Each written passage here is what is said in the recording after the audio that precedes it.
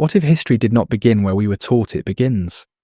What if the first page of our story is not missing by accident, but worn smooth by time, water, and forgetting?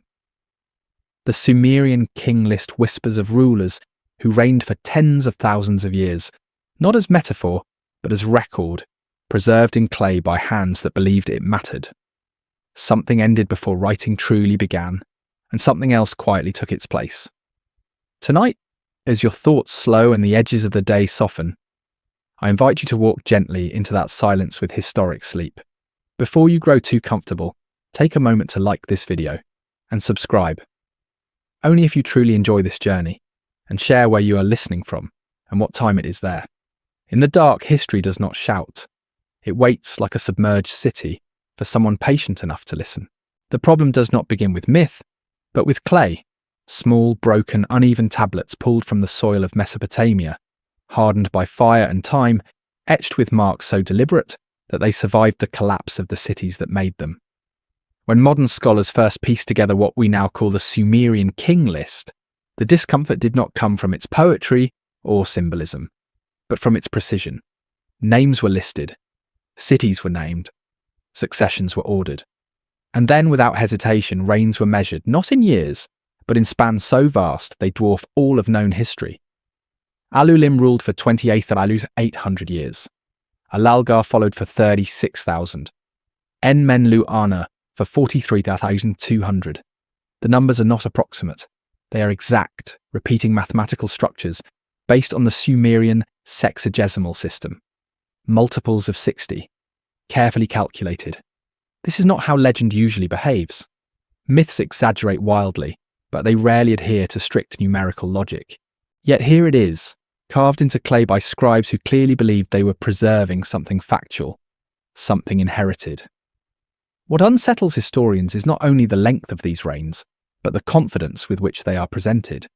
There is no apology in the text, no explanation, no distinction made between these antediluvian kings and the later rulers whose reigns suddenly shrink to human proportions after a great flood divides the list in two. Before the flood, kings ruled for tens of thousands of years. After the flood, they ruled for decades. The transition is abrupt, almost surgical, as if the scribes themselves recognized a fracture in time. For generations, the standard response has been to call the early section symbolic. The numbers are said to represent lunar cycles, dynastic aggregates, or theological abstractions. Yet none of these explanations fully resolved the problem.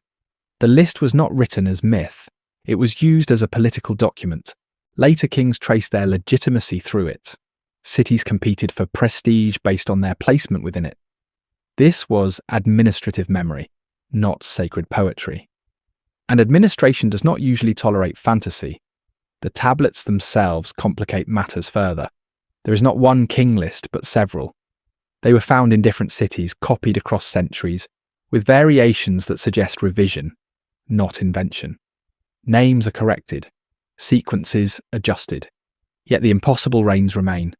If the numbers were merely symbolic, why preserve them so carefully across generations? Why not simplify them as time passed, as later cultures often did with inconvenient myths? Instead, they were carried forward, stubbornly intact. This suggests something deeply uncomfortable, that the scribes did not see these reigns as absurd, or perhaps more troubling, that they inherited them from a tradition already ancient by their time, one they did not feel authorized to alter. Writing, after all, does not always create memory. Sometimes it freezes it, even when the meaning has been lost. Archaeology offers no easy refuge. The earliest cities of Sumer appear suddenly in the record, fully formed, with writing, metallurgy, astronomy, and complex social organization already in place. There is no long, gradual build-up that explains their sophistication. Something seems to have arrived already knowing what it was doing. The King List, with its impossible time depths, may be echoing that same unease in textual form. The flood itself becomes the pivot point. Not as a single story, but as a conceptual rupture. Before it, kingship descends from heaven. After it, kingship is earned, fought over, inherited by blood. Before it, time stretches. After it, time contracts. This is not merely mythological language. It reflects a shift in how reality itself was perceived. The world before the flood is described as fundamentally different, not just destroyed. What if the flood marks not the beginning of civilization, but its recovery? What if the long rains are not exaggerations, but remnants of a temporal framework that no longer made sense after a catastrophic reset? Geological evidence confirms that the end of the last ice age brought massive flooding across river valleys worldwide. Sea levels rose, coastlines vanished, entire ecological systems collapsed. Human populations were forced inland, fragmented, and traumatized. In such a world, memory would not disappear, but it would distort, compress, and simplify. The King List may be one of the few documents that refuse to fully simplify. It carries the weight of a world remembered imperfectly, but remembered nonetheless. The scribes did not claim to understand it. They simply preserved it. In doing so, they passed down a quiet admission. There was a time before us, and we do not fully comprehend it.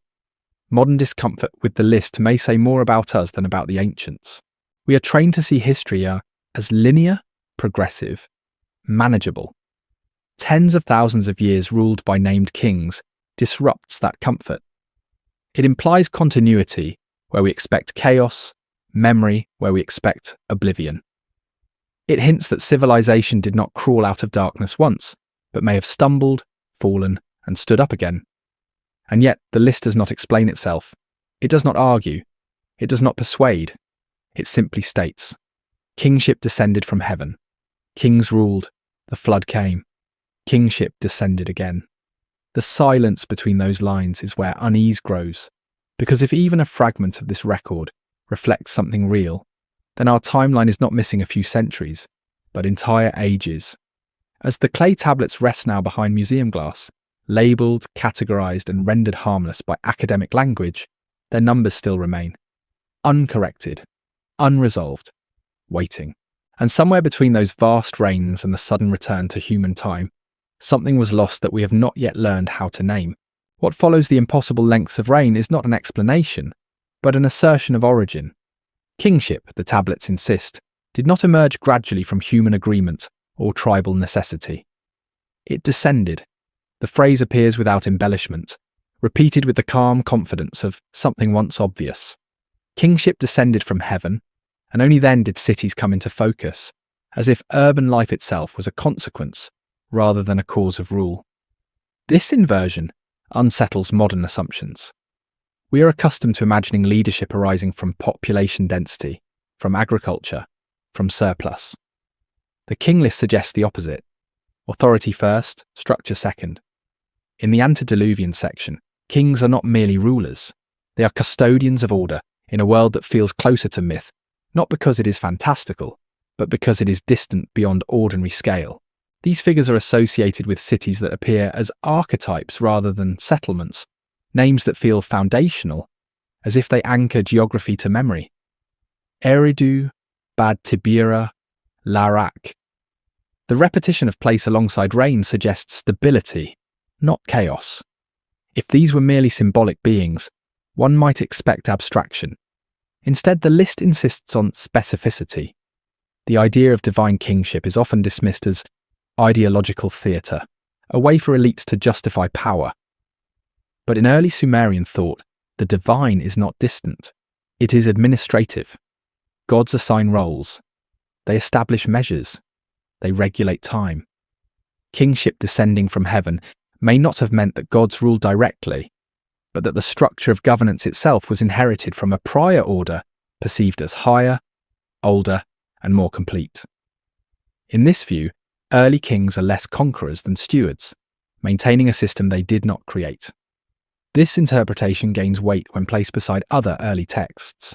Inscriptions and hymns describe kings as shepherds, not innovators.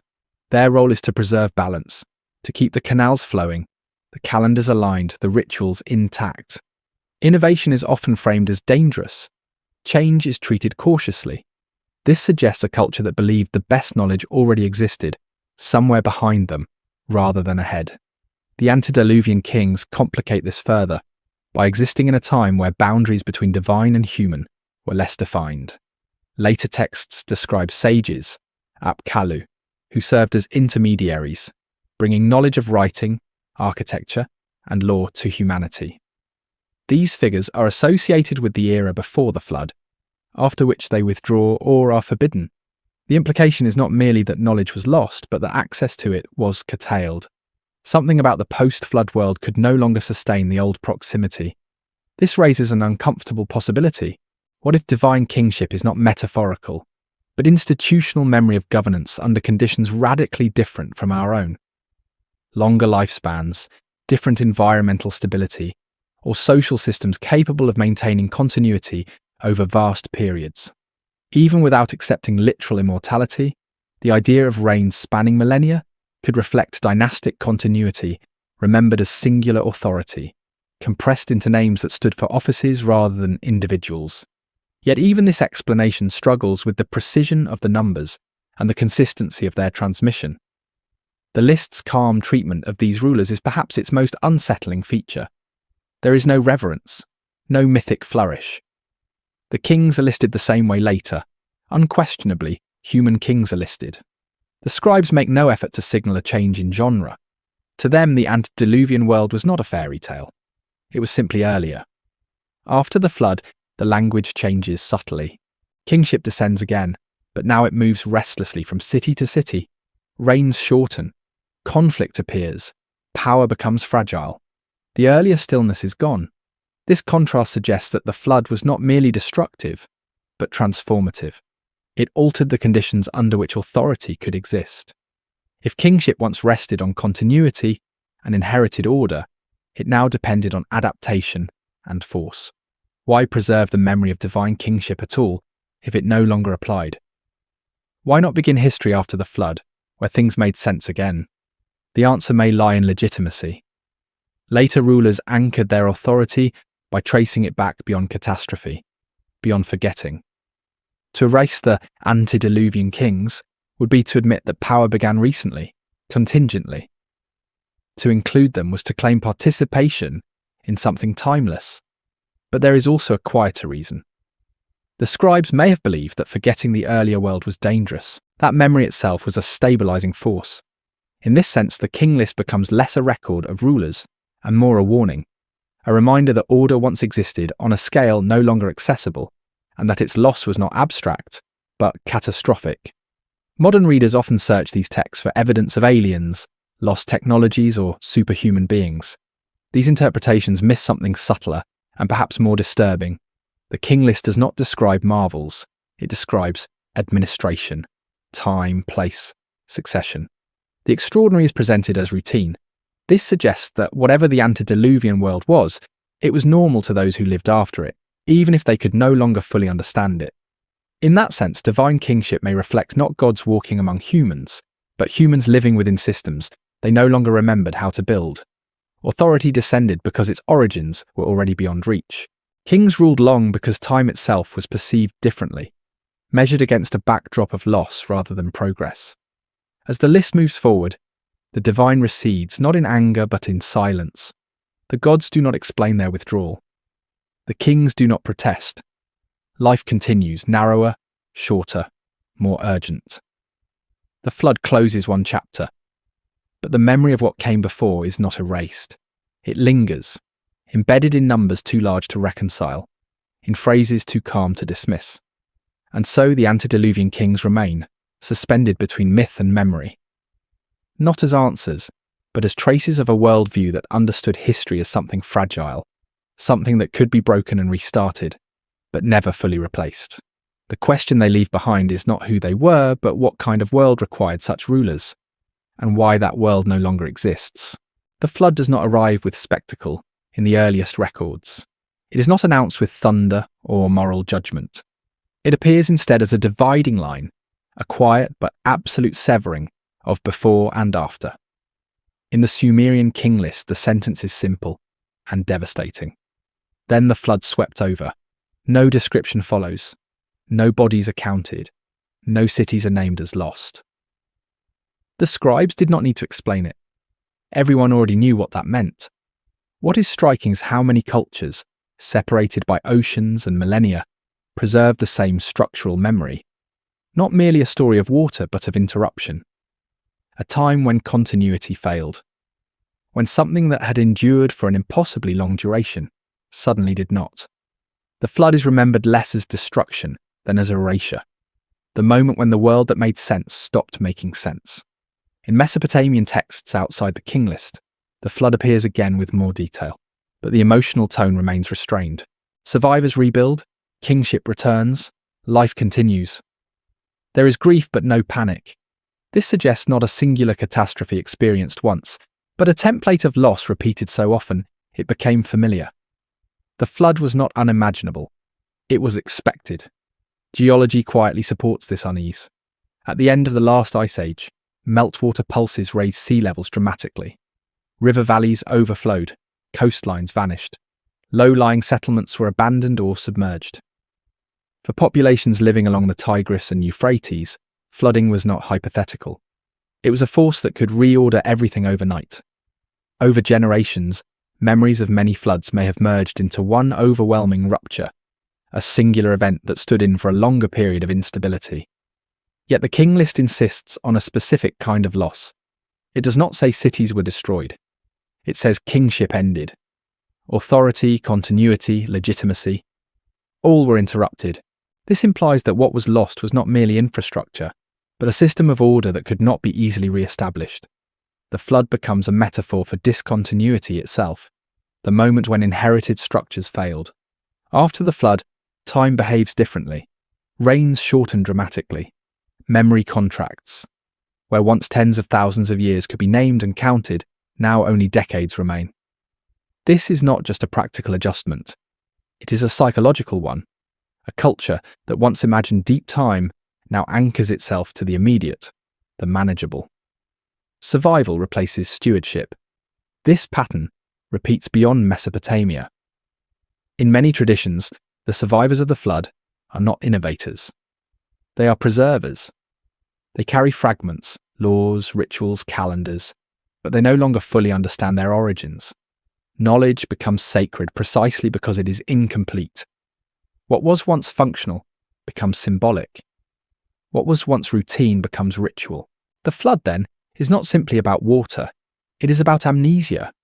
A world that forgets how it once worked must reframe its past to survive. Long rains become unbelievable. Divine proximity becomes myth. Continuity becomes lineage rather than lived experience. History in the modern sense begins only after memory has already failed. This reframing may explain the restraint of the texts. Trauma often produces silence rather than elaboration. The lack of detail is itself a signal. The scribes did not romanticize the flood because it was not distant enough to be safely mythologized. It remained too close, too defining. To speak of it plainly was sufficient.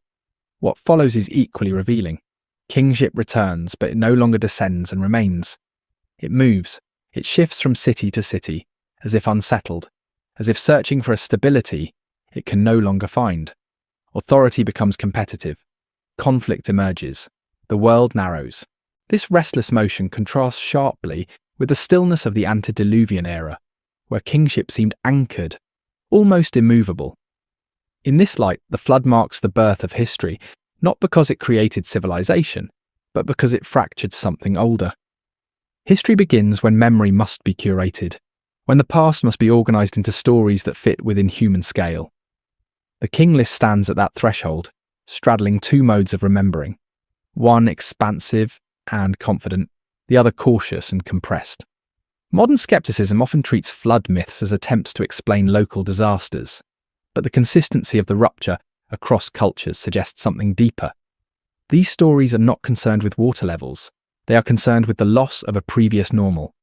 They encode the fear that what feels permanent may not be. The most unsettling possibility is that the flood did not erase everything. It erased selectively. Certain knowledge survived. Certain structures endured in diminished form. Writing appears suddenly robust. Calendrical systems are already precise. Architectural principles emerge without long experimentation. These are not the marks of a civilization inventing itself from scratch. They look more like inheritance under constraint. The King List, by preserving the memory of pre-flood kings, may be acknowledging this inheritance. It admits that the world after the flood is not the first world. It is a continuation with missing pieces. By naming what came before, even without understanding it, the scribes resisted the temptation to declare themselves original. This resistance matters. It suggests an ethic of memory that modern narratives often lack. Rather than celebrating beginnings, the list mourns continuity. It does not glorify the new world. It quietly reminds the reader that something greater preceded it. As centuries passed, the flood receded further into abstraction. It became moralized, dramatized, turned into spectacle, but in its earliest form, it remains austere. A line, a break, a before that no longer speaks, and an after that listens uneasily. And perhaps that unease is the point. The flood stands not as a story to be solved, but as a boundary we are not meant to cross easily. It warns that history may not be cumulative, that progress may follow collapse, and that what we call beginnings may actually be recoveries misunderstood. The King List does not ask us to believe in a single great deluge. It asks us to consider how much can be lost without disappearing entirely, and how civilizations carry forward truths they no longer know how to explain. Somewhere beneath the calm language of the tablets, the water is still rising, and the memory of what once stood there has not fully settled. When archaeology enters the story, certainty is supposed to return. Dirt, layers, tools, bones. These are meant to anchor memory in something solid. Yet the deeper archaeologists dig into the landscapes of early Mesopotamia, the more uneasy the alignment becomes between what the ground suggests and what the timelines insist upon. Layers do not always behave. They compress. They disappear. They contradict expectations. The earliest cities of Sumer appear abruptly, without a long prelude of visible experimentation. Writing arrives already structured. Urban planning shows coherence. Administrative systems function from the start. The archaeological record does not reveal a slow climb from simplicity to complexity. Instead, it reveals a plateau, as if civilization resumed rather than began. This abruptness has long been noted, but it is usually framed as a gap in evidence rather than a gap in history. Stratigraphy, the study of layers, is meant to clarify sequence. Older lies beneath newer. Yet in many Mesopotamian sites, layers associated with major transitions are thin, disturbed, or missing altogether. Flood deposits blur boundaries. Rebuilding compresses centuries into meters. Entire phases can vanish beneath later construction. When cities are rebuilt repeatedly atop themselves, time folds inward. The result is a vertical archive where long durations leave surprisingly little trace. This creates a paradox. If the antediluvian world described in the King List truly preceded the flood by tens of thousands of years, where is it in the ground? The expected answer is that it was erased. Floods destroy, sediments bury, rivers migrate. Yet archaeology also shows remarkable survival. Delicate tablets endure, mud brick walls persist. If something existed long enough to sustain stable kingship over vast periods, would it truly leave nothing behind? The discomfort deepens when considering sites beyond Mesopotamia. Across the world, ancient structures exist that challenge neat chronologies, foundations far older than the buildings atop them, stonework that predates the cultures credited with it. These anomalies are often treated as isolated problems, local puzzles to be solved independently. Rarely are they allowed to suggest a broader pattern of misalignment. In Mesopotamia, the problem is compounded by reliance on relative dating. Pottery styles change, tool types evolve. These shifts become clocks, but clocks assume continuity. They measure time within a system, not across ruptures. If a civilization collapses and later societies inherit fragments of its material culture, those clocks may reset without announcing it. What appears as evolution may be reuse. The flood complicates everything. Massive flooding does not merely deposit sediment. It rearranges landscapes. Rivers carve new paths. Settlements are abandoned and forgotten. Survivors rebuild where conditions allow, not where memory insists. Over time, the physical record reflects adaptation, not continuity.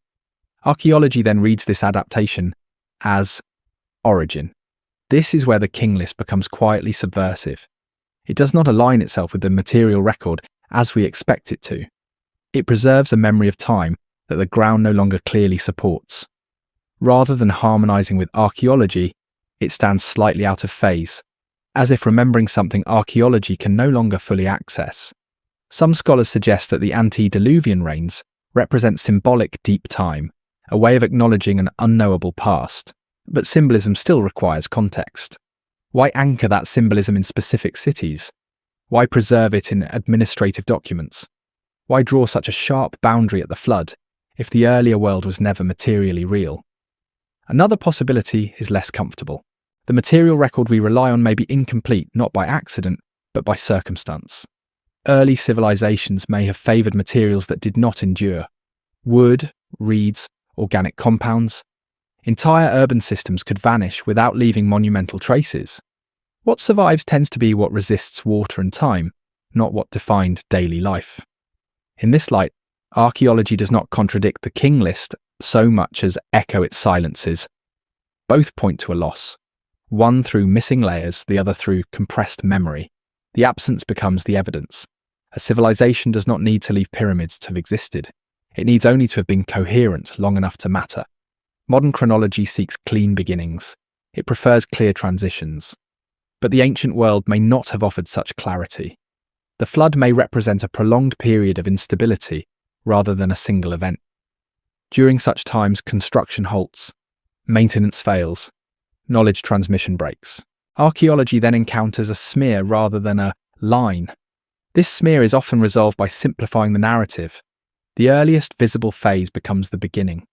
Everything before it becomes prehistory, undefined and safely distant. Yet the King List refuses this simplification.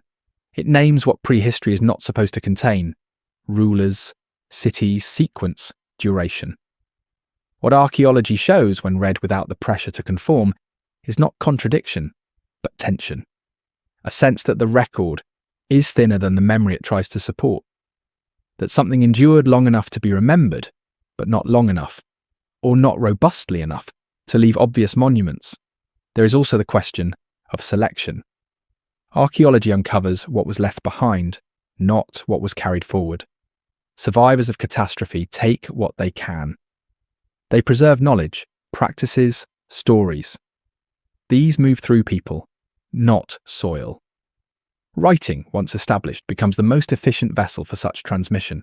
The King List may represent precisely this kind of carried memory, surviving where stone did not. Seen this way, the misalignment between archaeology and chronology is not a flaw to be corrected, but a clue. It suggests that our tools are well suited for stable periods and poorly suited for disrupted ones. The deeper the disruption, the more memory must compensate for matter. The flood, then, may mark the point where archaeology grows unreliable and narrative grows essential. Where what happened could no longer be read cleanly from the ground and had to be remembered instead. The King List stands at that threshold, neither fully material nor fully mythic. As excavations continue and timelines are refined, the tension remains. The ground yields data, but not closure. The tablets yield memory, but not explanation. Between them lies a stretch of time that refuses to settle into either category. And perhaps that is where it belongs. Not erased, not fully revealed, but suspended. A reminder that history is not always what survives intact, but what survives at all. Beneath the neat layers and calibrated dates, something older still presses upward. Not as proof, but as pressure. Quietly insisting that the story did not begin where we prefer it to. Knowledge in early Sumer does not present itself as newly discovered. It arrives already mature, already bounded by rules, already surrounded by warnings. Writing, mathematics, astronomy, medicine, ritual law, each appears in the record, not as an experiment but as an inheritance. The texts rarely celebrate invention. Instead, they emphasize preservation. This is the quiet tension that runs beneath the surface of the earliest sources. A sense that what matters most is not creating knowledge, but not losing it again. The Sumerian scribes did not describe themselves as innovators. They described themselves as keepers, training texts repeat formulas with almost obsessive consistency. Errors are corrected across centuries. Orthography stabilizes quickly. This suggests a system designed to resist drift, as if even small deviations were seen as dangerous. Such rigidity is unusual in a culture inventing writing from scratch. It is characteristic of a culture recovering something fragile. Lists dominate early texts. Lists of kings. Lists of cities. lists of professions, animals, stones, stars. The impulse to catalogue reflects anxiety. A world confident in continuity does not rush to enumerate itself. Enumeration appears when loss is recent enough to be feared. The King List is only the most famous of these attempts to hold reality still. Embedded within these lists are hints of knowledge that does not quite belong to the world that preserved it. Astronomical observations show long-term awareness of cycles that require many generations to confirm. Medical texts combine empirical remedies with symbolic language, suggesting layers of practice collapsed into single documents. Legal codes emphasize restoration rather than innovation, reinforcing the idea that order once existed and must be re-established, not invented. The figures known as the Apkallu embody this tension. They are remembered as sages who brought essential knowledge to humanity before the flood. After the flood, their role changes. They withdraw, become dangerous, or are confined to ritual memory. Knowledge becomes mediated. Access narrows. What was once direct becomes symbolic. This shift mirrors the broader pattern of contraction seen after the flood. Time shortens, authority fragments, and understanding becomes layered rather than lived. There is an unspoken implication here. Knowledge did not simply survive the flood, it survived being diminished. The world that emerged could no longer support the full expression of what came before. Systems that once functioned holistically had to be broken into rituals, texts, and roles. What was once practical became sacred. What was once understood became repeated. Writing itself may be the clearest example. It appears suddenly complex, capable of administration, poetry, mathematics. There is no long apprenticeship visible in the record. Instead, there is immediate competence. This suggests either an extraordinary leap or a compressed memory of earlier practice. Writing may not have been invented in Sumer so much as reassembled there, adapted to new conditions after a break in continuity. The same pattern appears in architecture. Early urban layouts demonstrate planning principles that assume prior experience. Drainage systems, standardized bricks, aligned structures, all imply trial and error that is not archaeologically visible. If these systems were inherited conceptually, rather than developed locally, their sudden appearance becomes less mysterious. The King List sits among these fragments as a kind of anchor. It ties knowledge to authority, authority to memory, and memory to loss. By preserving the names and durations of antediluvian kings, the list asserts that governance itself was once part of a larger, more stable system. Kingship was not merely power, it was custodianship of knowledge, time, and order. After the flood, this custodianship weakens. Knowledge becomes specialized. Priests guard calendars, scribes guard writing, kings guard law. No single figure holds the whole. This fragmentation may explain the urgency with which knowledge is recorded. Texts become substitutes for living systems. What is striking is the absence of curiosity about origins. Early texts do not ask where knowledge came from. They assume it has always existed. This is not ignorance. It is orientation. A culture oriented toward recovery does not speculate about beginnings. It focuses on maintenance. Questions of origin are luxuries of stability. Modern scholarship often treats early Sumerian knowledge as the product of rapid innovation driven by environmental pressure. While plausible, this view struggles to explain the coherence and restraint of the material. Innovation tends to be messy. Early Sumerian systems are disciplined. They behave as if constrained by precedent. This does not require imagining a lost super-civilization in dramatic terms. It requires only accepting that continuity can break without erasing everything. That knowledge can survive in partial, degraded form, carried by people rather than institutions. That rebuilding may look like invention to those who come later. The King List, when read alongside these patterns, becomes less anomalous. It is one of many attempts to stitch together a torn memory. Its impossible reigns may reflect durations that once made sense within a different temporal framework, later preserved without full comprehension. The scribes did not correct the numbers because they did not feel authorized to reinterpret them. This restraint is important. It suggests respect for the past that borders on fear. Altering inherited knowledge may have been seen as risking another collapse. Better to preserve faithfully, even if meaning fades. As generations passed, the original context receded. Knowledge hardened into tradition. Ritual replaced understanding. Yet traces remained, embedded in lists, formulas, and numbers too precise to be arbitrary. The world that emerges from these texts is not one discovering itself, but one cautiously reconstructing itself after loss. A world aware that it stands on fragments, not foundations. The King List does not celebrate this recovery. It quietly acknowledges the gap. And within that gap lies the most unsettling thought of all, that what we call the dawn of civilization may actually be its long aftermath. That writing, law, and kingship emerged not from innocence, but from memory strained to its limits. That beneath the calm order of early Sumerian texts is a deeper unease, that knowledge once flowed more freely, and that something essential was left behind, not destroyed but no longer reachable. Writing survives collapse better than people do. This may be the quiet truth that shapes everything that follows the flood. Voices vanish, institutions dissolve, cities drown or burn. But marks pressed into clay, once fired or buried, wait. When the world stabilizes enough for hands to read again, writing becomes a bridge across a gap no one fully remembers crossing.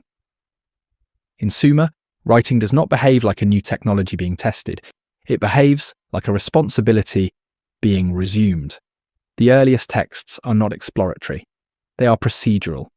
They account for grain, labour, offerings, time. They assume shared rules. Symbols are standardised quickly, suggesting that disagreement was not tolerated. This rigidity implies that writing carried authority beyond its immediate utility. To write something was not merely to record it, but to align oneself with an inherited order. The flood in this context becomes more than a physical catastrophe. It becomes a filter. What passes through is not the totality of a civilization, but what can be compressed into symbols. Writing survives because it can be reduced, repeated, taught. Spoken traditions fracture. Skills requiring long apprenticeship disappear. But signs on clay persist, stripped of nuance, awaiting reinterpretation. This may explain why early Sumerian writing feels simultaneously confident and opaque. It works, but it does not explain itself. It assumes a context that no longer exists. Later scribes learn the signs by rote, copying lists whose original logic has faded. Meaning is preserved mechanically, even as understanding thins. The King List is part of this phenomenon. It is writing performing memory, rather than comprehension. The scribes record reigns they cannot reconcile with lived experience. They do not correct them. They do not annotate them. They transmit them. Writing becomes an act of humility, an admission that the past knows more than the present. This dynamic challenges modern assumptions about literacy as progress. Writing here does not expand possibility. It constrains it. It fixes memory into forms that resist change. After collapse, this resistance becomes valuable. Flexibility is dangerous. Innovation risks forgetting. Writing anchors society to what survived, not to what might be imagined. There is also the matter of who controls writing. After the flood, literacy becomes specialized. Scribes are trained within narrow boundaries. Knowledge is tiered. Not everyone reads. Not everything written is shared. This suggests an awareness of fragility. Writing, powerful enough to preserve, is also powerful enough to distort. Control becomes essential. In this environment, history itself becomes curated. What is written defines what is remembered. Oral traditions fade if not inscribed. Choices are made consciously or not. The King List reflects one such choice: to preserve continuity even when it defies explanation, to assert that kingship did not begin with recovery, but existed before disaster. Writing also reshapes time. Before the flood, time in the King List stretches vast and continuous. After the flood, writing segments time into reigns, years, events. Chronology becomes manageable. This shift may reflect cognitive adaptation. A traumatized culture cannot hold infinite time. It needs boundaries. Writing provides them. Yet traces of older temporal awareness remain embedded in the system. The sexagesimal base persists. Calendrical complexity survives. Astronomical observations require long memory. Writing carries these forward, even as their original context is lost. The result is a civilization using tools inherited from a world it no longer understands. This inheritance creates tension. Writing preserves authority, but also freezes error. If something is misunderstood at the moment of recovery, that misunderstanding can harden into tradition. Over generations, correction becomes impossible because the written form is treated as sacred. The King List's impossible reigns may be precisely such frozen misunderstandings, or they may be faithful transmissions of truths no longer accessible. Either way, writing ensures they endure. Without writing, such anomalies would dissolve into myth. With writing, they persist as problems. They confront every later reader with the same discomfort the scribes themselves must have felt. The act of copying becomes central. Scribes replicate texts across centuries, preserving not just content but structure. Even when language evolves, the forms remain. This suggests reverence but also fear. Altering inherited texts may have felt like risking another collapse. Writing becomes conservative by necessity. This conservatism shapes how history is experienced. The past is not something to be surpassed, but something to be guarded. Progress is not the goal. Stability is.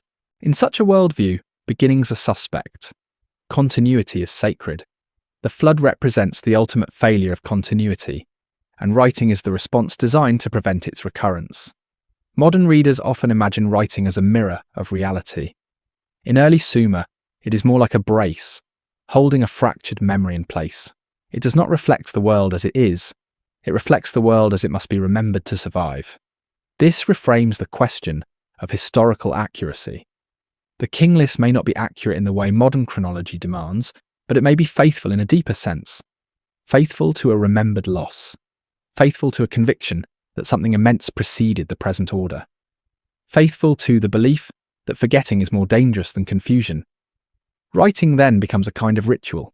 Each copied sign reaffirms connection to a past that cannot be verified but must not be denied. Each preserved anomaly resists the temptation to simplify. In this way, writing acts against erasure, even when it cannot restore what was lost. As the centuries pass, writing accumulates authority. It becomes the basis of law, theology, science. Yet at its core remains this original function: to carry memory across rupture. The flood may have stripped the world down to its essentials, but writing ensured that the essentials were not empty. The King List stands as evidence of this process, not a clear window into the past, but a carefully maintained bridge across a chasm. It does not tell us exactly what existed before history. It tells us that something did, and that writing was entrusted with remembering it, long after understanding had slipped away. And perhaps that is the most enduring legacy of early writing. Not clarity, but continuity. Not answers, but questions preserved with such care that they refuse to disappear. In a world rebuilt from fragments, writing becomes the quiet insistence that the fragments once formed something whole, and that the gap between then and now should never feel entirely comfortable. Time in early Sumer is not merely counted, it is governed. Calendars appear with an authority that feels inherited rather than discovered, aligning ritual, labour, and kingship to cycles that stretch far beyond a single human life. The sky becomes a ledger, and the stars are treated not as curiosities, but as regulators of order. This confidence is difficult to explain if astronomy was truly in its infancy. The earliest astronomical texts do not record tentative observations. They assume familiarity. They track repeating patterns with precision, coordinating lunar months with solar years, adjusting discrepancies through intercalation. Such systems require long-term observation. They demand patience across generations. Yet they appear suddenly, already functioning, already embedded in administration and ritual. The question is not how clever the Sumerians were, but how quickly such coherence could realistically emerge. Astronomy after the flood is inseparable from kingship. The calendar legitimizes rule. Festivals affirm continuity. Time itself becomes political. This suggests that managing time was once a central function of authority, not a peripheral skill. If kingship descended from heaven, as the list insists, then timekeeping may have descended with it, inherited as part of governance rather than discovered through curiosity. The numbers themselves reinforce this impression. The sexagesimal system, base 60, permeates everything. Time angles, cycles. It is efficient, flexible, mathematically elegant. It does not feel improvised. Its persistence across millennia suggests not convenience alone, but reverence. Altering the structure of time would have meant severing connection to an older order. In the antediluvian section of the King List, reigns stretch across vast durations, measured with the same numerical language later used for calendars and astronomy. This continuity hints that those reigns were conceived within a temporal framework that made sense to those who recorded them. The numbers are not random. They belong to a system that understands time as cyclical, layered, and immense. After the flood, this sense of time contracts, but the tools remain. Calendars continue. Observations persist. The sky does not forget. What changes is the human relationship to it. Long cycles become abstract. Deep time becomes symbolic. What was once lived becomes calculated. This shift mirrors what happens to memory after trauma. The structure survives. The scale does not. People cling to frameworks even when their original purpose fades. Astronomy becomes ritualized. Observation becomes obligation. The calendar becomes a shield against chaos. There is also the question of why astronomy mattered so much. In a purely agrarian society, basic seasonal markers would suffice. Yet Sumerian systems track far more than planting and harvest. They observe planetary movements, eclipses, complex cycles. This level of detail suggests a worldview in which cosmic order was directly tied to social stability. If the world had once failed catastrophically, watching the sky may have felt like vigilance, not wonder. Some scholars argue that early astronomy was driven by divination, by the desire to predict omens. This may be true, but it does not fully explain the rigor of the systems. Omens do not require precision over centuries. Continuity does. A culture afraid of losing alignment with time itself would prioritize accuracy, not for prophecy, but for survival. The flood narrative reinforces this fear. A world that lost its former stability would seek anchors that transcended human institutions. The sky, unchanged by catastrophe, offers such an anchor. Stars persist where cities vanish. Cycles continue where reigns end. By binding kingship to the heavens, post-flood societies tether authority to something that cannot drown. Yet this tether carries memory with it. The sky remembers longer than people do. Astronomical cycles encode time beyond individual lifespans. They preserve deep duration even when human memory falters. In this sense, astronomy becomes a vessel for antediluvian time, carrying forward a scale of existence that no longer fits human experience. This may explain why later cultures inherit these systems without fully understanding their origins. The calendar works, the numbers align, but the reason they matter feels distant. Time becomes mechanical. The emotional weight fades. What remains is discipline. The King List sits uneasily beside these practices. Its vast reigns echo the sky's indifference to human limits. Its abrupt contraction after the flood mirrors the shift from cosmic time to social time. Together they suggest a civilization adjusting its sense of duration to a diminished world. Modern readers often treat ancient astronomy as a triumph of early science. In another light, it may be a symptom of loss. A way to hold on to something that once made sense of a larger reality. The sky becomes a reminder of what persists when everything else fails. There is a quiet melancholy in this. To watch the heavens night after night is to accept that something beyond reach governs existence. After collapse, this acceptance may have felt necessary. Control over time becomes symbolic rather than absolute. Kings rule decades, not millennia. But the calendar remembers both. The persistence of these systems across cultures suggests that the contraction of time was not unique to Sumer. Everywhere, flood myths coincide with the emergence of calendrical authority. Time must be managed because it no longer feels safe. Memory must be externalized because it can no longer be trusted. Astronomy, then, is not just science. It is remembrance without narrative. The stars do not tell stories. They repeat. In repetition, they offer reassurance. The world may break, but cycles endure. The King List and the calendar together form a single gesture, an attempt to reconcile lived time with remembered time. One names the loss, The other measures what remains. Neither explains fully. Both insist on continuity. And so, as ancient observers marked the passing of nights and rains, they inhabited a world aware of its fragility. Time no longer stretched endlessly beneath their feet. It hovered above them, vast and impersonal, traced in clay and light. In that distance between sky and soil, between infinite cycles and shortened lives, the memory of a deeper past lingered. Not as certainty, but as orientation.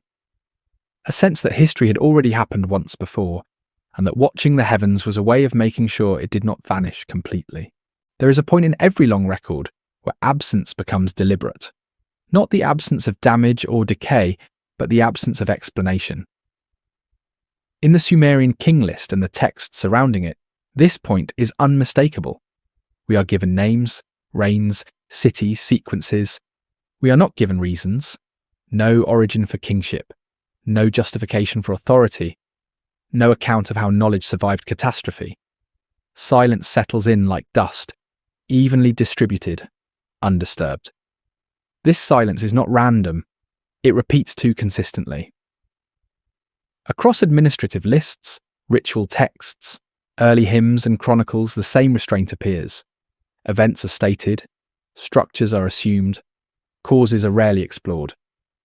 The texts behave as if explanation itself is unstable, something that risks distortion if handled too freely.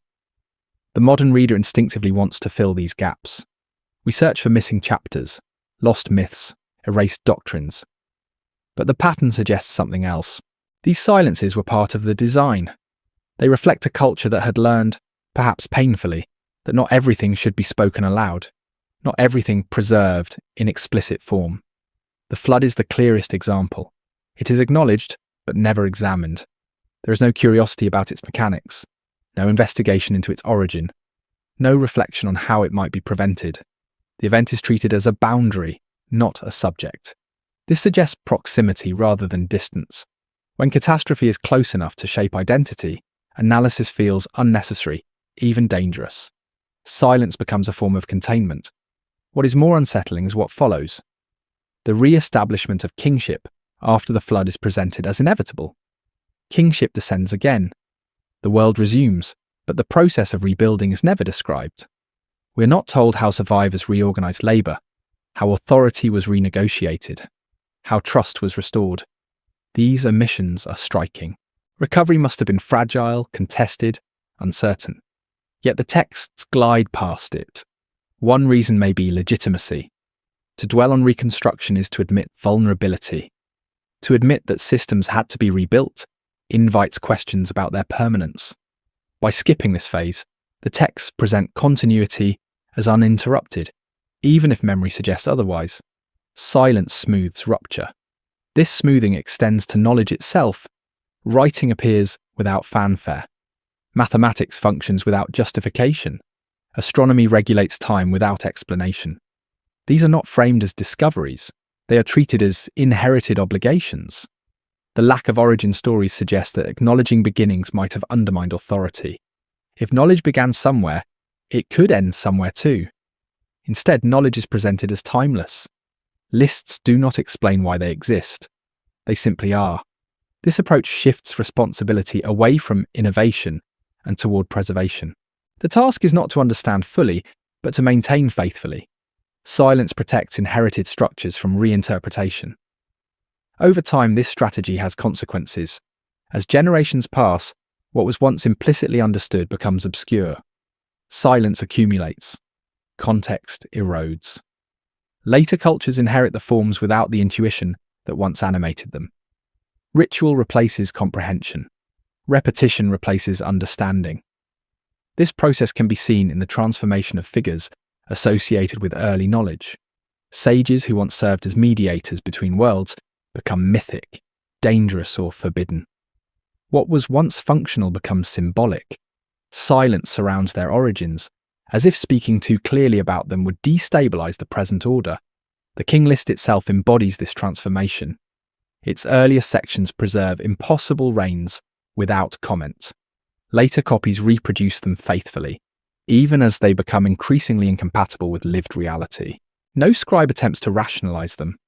No footnotes appear. Silence stands in for explanation. This restraint may reflect an ethical choice. Altering inherited memory risks breaking continuity. Better to preserve anomalies intact than to correct them incorrectly. Silence becomes a way of honoring uncertainty. There is also an emotional dimension. Cultures that experience profound loss often avoid explicit reflection on what was lost. Memory becomes selective, not out of deception, but out of necessity. Silence allows survival without constant re-traumatization.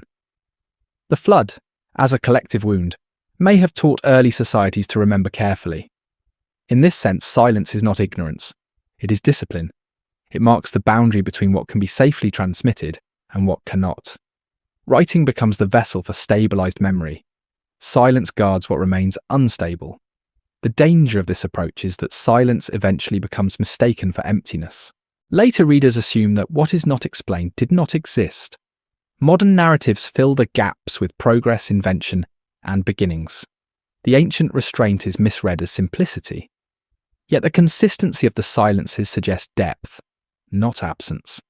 They outline a lost complexity by refusing to describe it. Like negative space in a sculpture, they give shape to something no longer present. The King List does not tell us how long the antediluvian world lasted in experiential terms. It does not tell us what daily life was like, how authority functioned, how knowledge was transmitted. It only tells us that it existed, that it endured, and that it ended. Everything else is left unspoken. This refusal to elaborate may be the most honest gesture in the text. Rather than inventing coherence, it preserves uncertainty. Rather than mythologizing loss, it acknowledges it quietly. As silence accumulates across generations, imagination inevitably moves in. Later myths moralize the flood. They assign blame. They dramatize survival. These stories serve new needs, but beneath them the older silence remains, embedded in administrative texts that never sought to entertain or persuade. To read these silences properly requires restraint of our own. The urge to decode, to expose, to explain must be tempered by recognition that some gaps were intentional.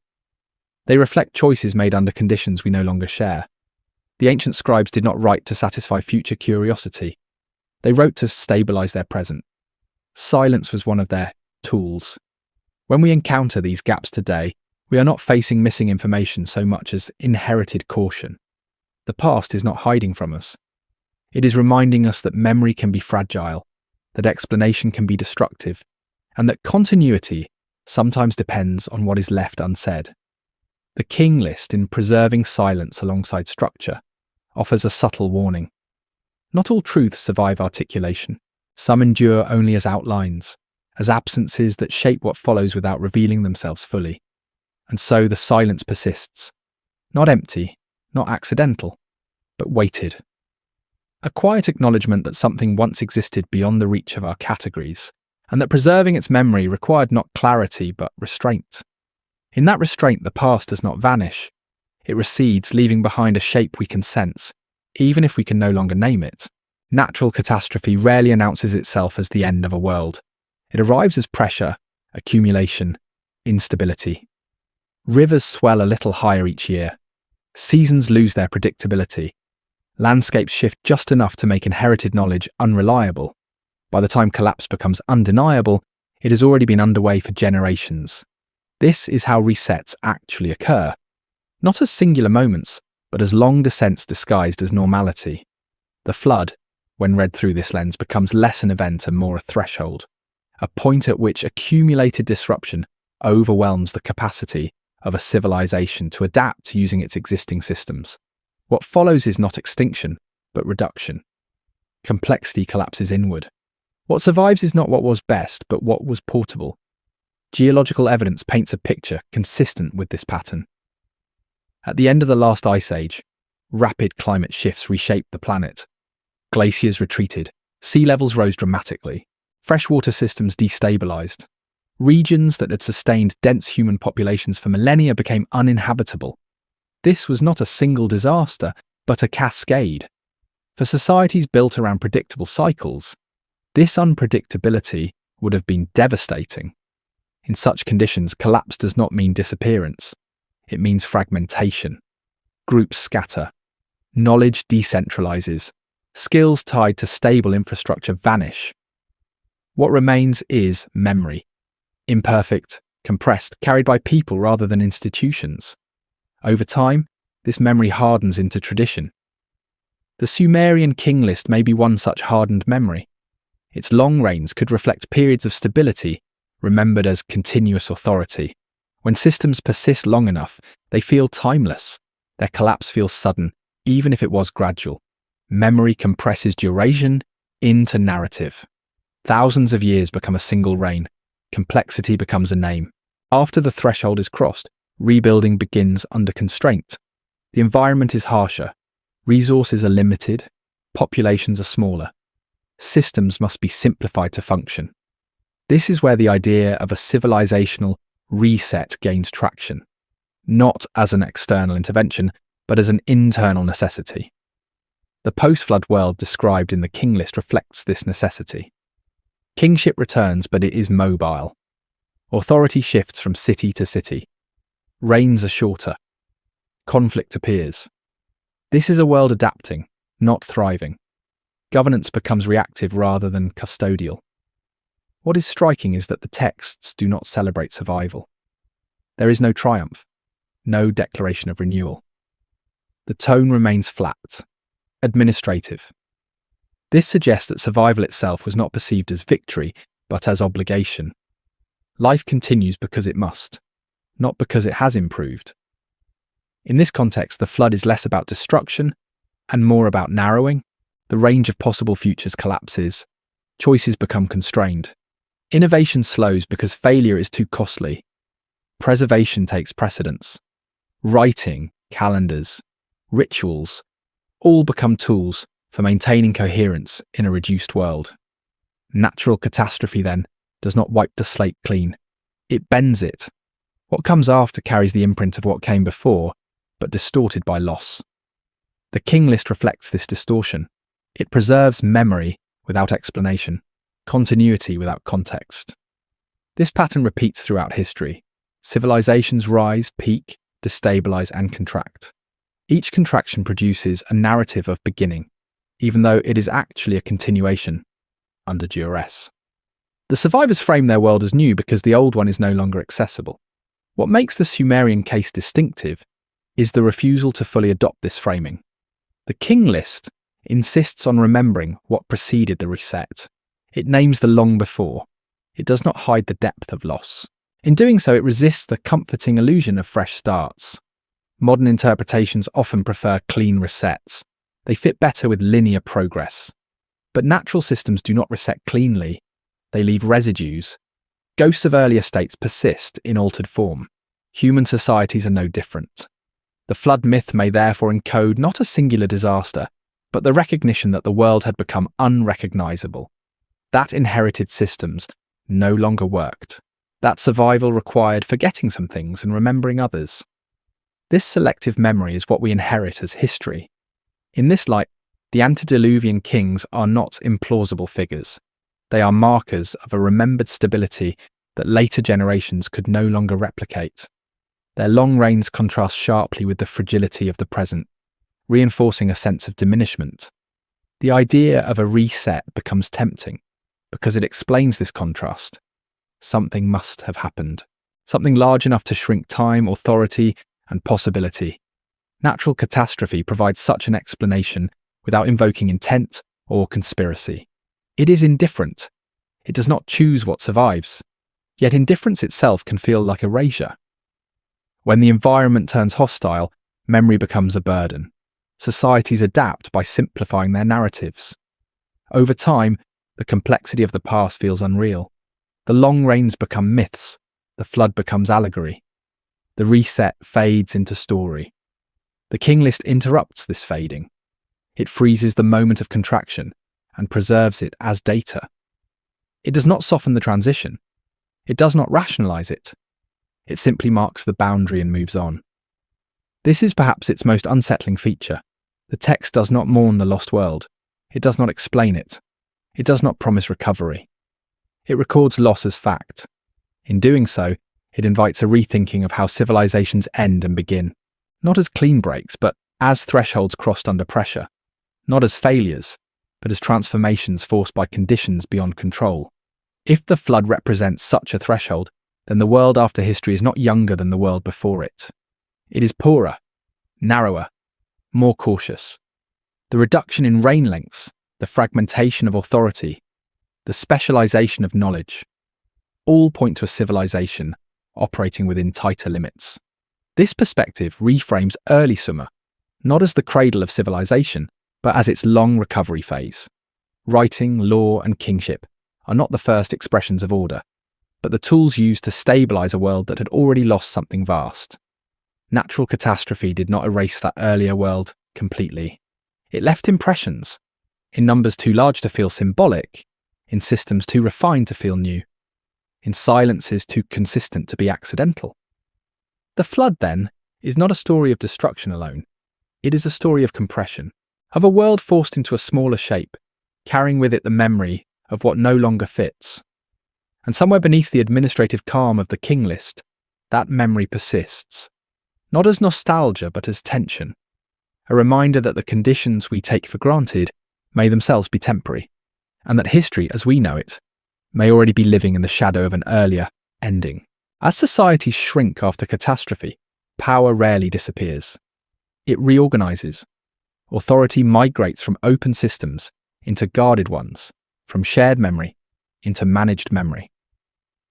In the post-flood world suggested by the King List, kingship returns quickly, but it does not return alone. It is accompanied by priesthoods, scribal classes, and custodians of ritual, whose role is not merely spiritual, but archival. The control of memory becomes as important as the control of land. Writing, calendars, rituals, and genealogies form a lattice through which history must pass. What enters this lattice is stabilized. What does not is lost. Over time, this distinction hardens into orthodoxy. The past becomes something that can be curated. This does not require malice. It requires responsibility. In a fragile world, uncontrolled memory is dangerous. Too many versions of the past can fracture legitimacy. Too much uncertainty can invite chaos. Institutions that survive catastrophe often do so by narrowing acceptable narratives. What cannot be reconciled is set aside, not erased but contained. The King List itself may reflect this containment. It preserves anomalies, but it isolates them. The antediluvian kings are named and then sealed behind the flood. They are acknowledged but not integrated into the lived present. Their existence legitimizes continuity without destabilizing current authority. They are remembered but unreachable. Priesthoods play a crucial role in this process. As intermediaries between divine order and human society, they regulate time, ritual, and knowledge. After the flood, when direct access to the old order is perceived as broken, mediation becomes essential. Knowledge that once circulated freely becomes tiered. Access requires initiation. This shift subtly alters the relationship between truth and authority. What matters is not whether something is fully understood, but whether it aligns with sanctioned memory. Writing becomes scripture-like. Interpretation narrows. The act of preserving becomes inseparable from the act of controlling. In this environment, history is not rewritten so much as filtered. Certain details are emphasized. Others are allowed to fade. The King List's silence around mechanisms, causes, and recovery may reflect this filtering. Explaining too much about the collapse could undermine the authority of those now responsible for order. The idea of a reset, then, does not imply an external hand erasing history. It implies internal consolidation, a narrowing of acceptable narratives driven by the need for stability. Over generations, this consolidation can feel like intentional rewriting, even if it began as survival strategy. There is also a psychological dimension. After catastrophe, societies crave certainty. Ambiguity becomes intolerable. Institutions that provide coherent narratives gain trust. Over time, these narratives harden into tradition. Questioning them feels like risking another collapse. This may explain the reverence with which inherited texts were treated. Altering them was not merely academic, it was existential. The King List's anomalies were preserved precisely because they came from beyond the institutional present. To correct them would be to claim authority over a past that had already proven its power to destroy. Control in this sense is not about domination, but about restraint. Knowing what not to change becomes as important as knowing what to enforce. The past is handled carefully, like a volatile substance. As centuries pass, however, restraint can become rigidity. What began as protection turns into doctrine. What was once provisional becomes permanent. Later generations inherit not the trauma that shaped these choices, but the structures that resulted from them. Control becomes invisible. At this stage, history feels settled. The boundaries drawn long ago are no longer questioned. The antediluvian world recedes further into abstraction. Its long reigns become symbolic. Its kings become mythic. The flood becomes moralized. The reset feels complete. Yet traces remain, numbers that refuse simplification, systems too refined for their supposed age, silences too consistent to ignore. These traces suggest that control was never total. Something of the older memory resisted full integration. The King List occupies this resistant space. It is official but awkward, sanctioned but unresolved. It carries forward a memory that does not fully serve the present, yet cannot be discarded without breaking continuity. This tension reveals the limits of institutional memory. No system can fully control what it inherits. The past exerts pressure, even when managed. It seeps through numbers, rituals, calendars, and lists, reminding later societies that their foundations rest on something they did not create. Modern discussions of historical control often imagine deliberate suppression by powerful groups. The reality suggested by early texts is more subtle.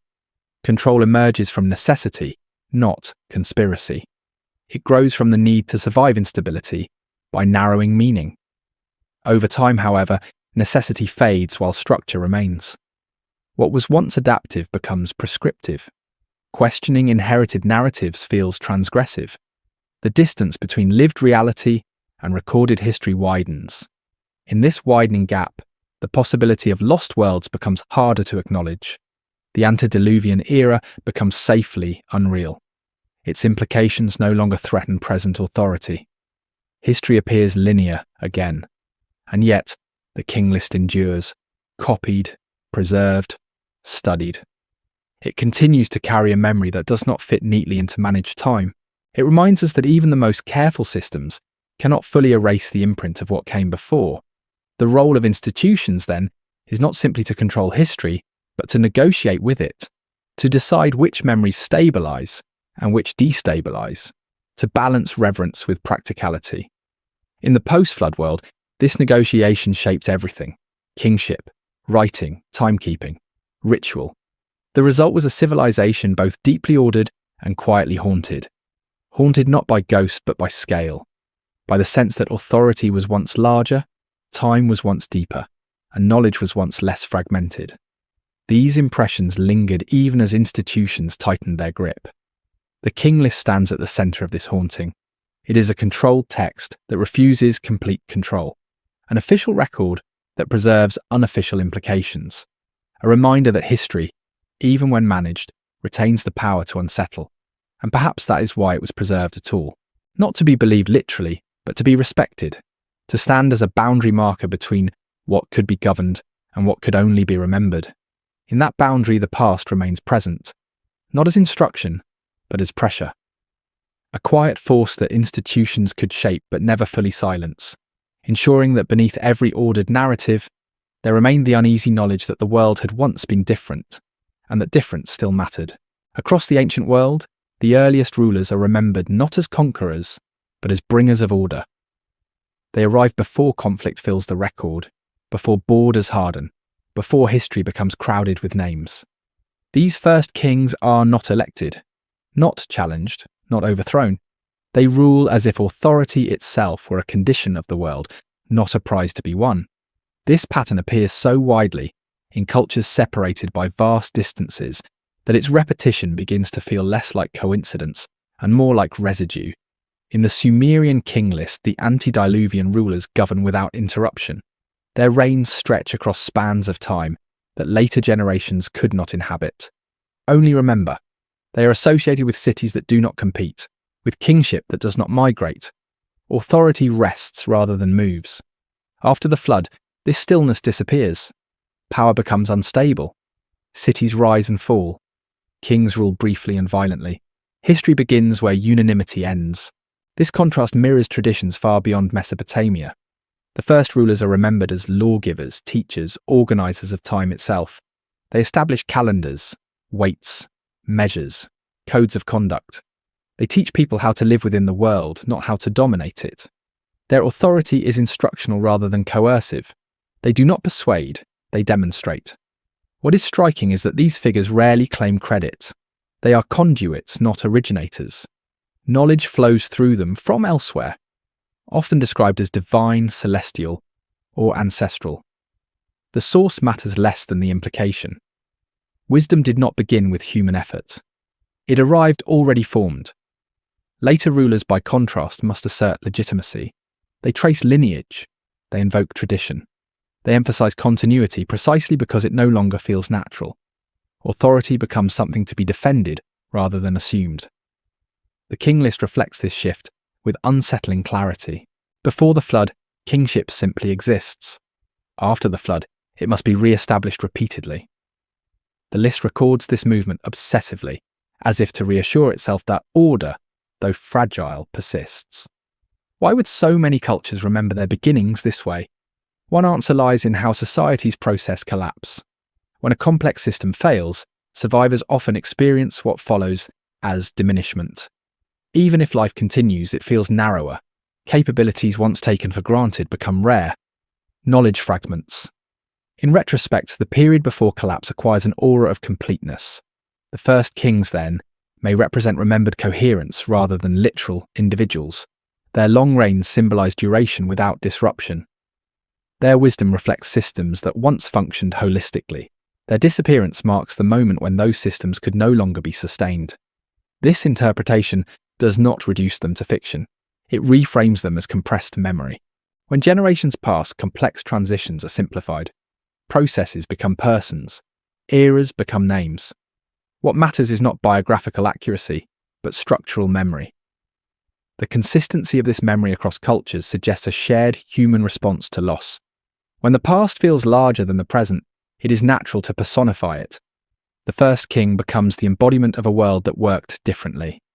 Yet the King List complicates this by refusing to mythologize. It does not describe the antediluvian rulers as heroes or demigods. It does not narrate their deeds. It lists them. This administrative tone implies that, to the scribes, these figures were not symbolic ideals, but inherited facts. This raises the possibility that early Sumerians did not see themselves as founders of civilization, but as its inheritors. They lived among structures, systems, and practices whose origins were already distant. Their task was not to innovate, but to maintain. The flood in this context represents the breaking point. Whatever coherence once existed could not survive unchanged. The first kings withdraw not because they fail, but because the conditions that sustain them vanish. The world becomes incompatible with that mode of authority. After this withdrawal, history fills with struggle. Kings fight. Laws multiply. Rituals expand. Everything becomes louder. Complexity remains, but it is managed rather than embodied. The memory of the first kings persists because it offers contrast. It reminds later societies that authority was once simpler. Not because it was primitive, but because it was aligned with a world that no longer exists. Their wisdom feels effortless because it belonged to a different scale of time. This scale of time is crucial. Long reigns do not merely imply longevity, they imply patience, stability, the absence of urgency. After catastrophe, urgency dominates. Decisions accelerate, mistakes compound. The sense of deep time collapses into short horizons. The first kings belonged to a world where time was abundant. Their disappearance marks the moment when time became scarce. This scarcity shapes everything that follows. Institutions become defensive. Knowledge becomes guarded. Memory becomes selective. History becomes linear because complexity is too costly to maintain. The King List preserves this transition without commentary. It does not mourn the first kings. It does not celebrate the new ones, it simply records the shift. In doing so, it preserves a memory that later narratives often obscure. Modern interpretations sometimes frame these stories as fantasies of lost golden ages. But golden age myths usually idealize morality. These traditions idealize structure. The first kings are not remembered as kinder or purer. They are remembered as competent. Competence, once lost, is difficult to recover. It leaves behind a sense of inadequacy that persists even as societies advance technologically. The more complex systems become, the more fragile they feel. The memory of effortless order becomes more distant, more haunting. The global recurrence of first kings may therefore reflect a shared intuition that human systems once aligned more closely with their environment, with time, with each other. That this alignment was broken, that what followed was impressive, adaptive, but incomplete. The King List does not ask us to accept this intuition uncritically. It does not explain it. It does not defend it. It simply refuses to erase it. By placing the antediluvian kings at the threshold of history, the list suggests that history itself begins in response to loss. That record-keeping emerges when memory can no longer be trusted. That authority becomes visible when it is no longer self-evident. If this is so, then the first kings belong not to history, but to what history replaced. They stand at the edge of a deeper past, one that could not be carried forward intact. Their long reigns, their silent competence, their withdrawal, all point to a world that did not need to explain itself. A world that functioned until it didn't. The persistence of this memory across cultures suggests that the experience of such a world, or at least of its loss, may be one of the most ancient shared human memories. Not a single civilization, but a pattern repeated wherever complexity collapses and must be rebuilt.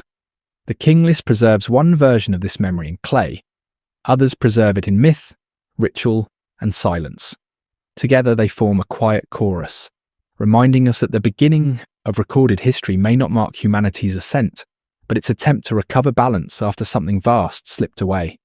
And if that is true, then the first kings are not figures to be dismissed or romanticized.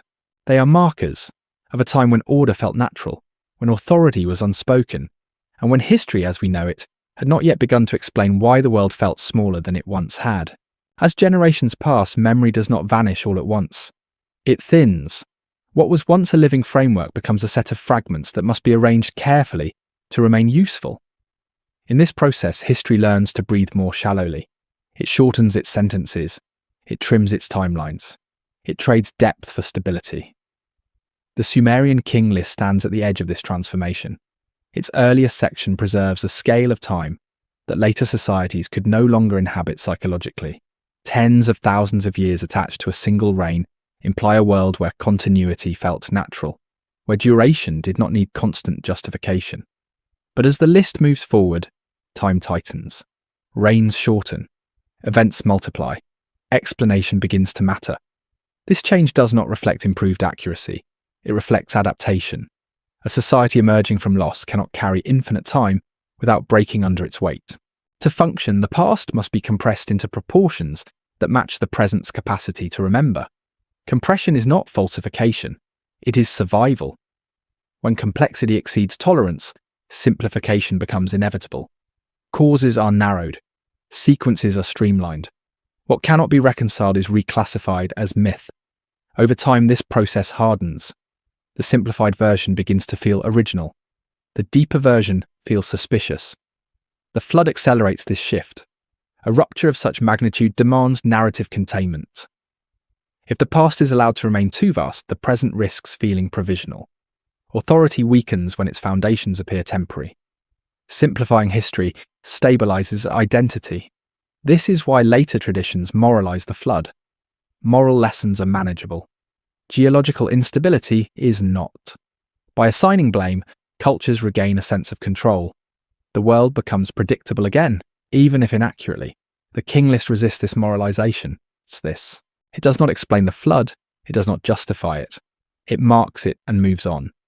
In doing so, it preserves a memory of disruption without assimilating it into a lesson. This refusal is rare. As historical frameworks mature, such refusals become uncomfortable. Institutions prefer clarity, chronology becomes linear. Progress replaces recurrence. collapse becomes anomaly rather than pattern. Deep time suffers most in this transition. Long durations that once conveyed stability are reinterpreted as exaggeration. Memory of extended continuity becomes implausible in a world accustomed to rapid change. The antediluvian kings begin to look absurd, not because they are unthinkable, but because they no longer fit. The simplification continues quietly. Texts are edited, commentaries reinterpret. Education standardizes. Eventually, the deeper past recedes into academic margins. Only specialists remember that alternatives ever existed. This narrowing is often mistaken for advancement, and a clearer history feels like a better history. But clarity is not completeness. It is alignment with present needs. Ancient societies seem to have been aware of this trade-off. Their preference for lists over narratives, their tolerance for unresolved anomalies, their preservation of scale without explanation, all suggest an effort to resist total simplification. They allowed the past to remain difficult. The King List's long reigns may be an example of this resistance. Rather than compressing them into metaphor, the text preserves them intact. It leaves interpretation to the future. This choice implies trust in continuity rather than certainty. Modern historiography often lacks this trust. It seeks resolution. It prefers explanations that close questions rather than open them. In doing so, it risks losing the past's capacity to unsettle. The difference is not methodological alone. It is emotional. Ancient cultures lived closer to collapse. They knew that systems fail. Their histories reflect caution. Modern cultures, buffered by scale and technology, feel more secure. Their histories reflect confidence. Confidence invites simplification. When collapse feels unlikely, the past can be tidied. Anomalies become distractions. Complexity becomes inefficiency. Yet the very existence of texts like the King List suggests that ancient societies valued discomfort. They preserved memories that did not serve immediate utility. They allowed the past to remain larger than the present. This choice carries a warning. A simplified history cannot prepare a society for unexpected change. If the past is remembered only as progress, collapse becomes unimaginable. When it arrives, it feels unprecedented. The flood myths, stripped of their moral overlays, suggest that ancient societies remembered collapse as structural rather than ethical. The world changed. Systems failed. Survival required adaptation, not righteousness. Simplification erases this lesson. It replaces fragility with fault. It suggests that collapse happens only when rules are broken, not when conditions shift beyond control. The King List avoids this implication by remaining neutral. It records duration and disruption without judgment. It does not tell us how to feel about the past. It simply insists that the past was longer, stranger, and more stable than what followed. This insistence becomes harder to maintain over time. Each generation inherits a more compressed version of memory. Eventually, the long reigns feel symbolic. The flood feels allegorical. The deep past feels fictional. But the compression never fully succeeds. Something resists. A number too large.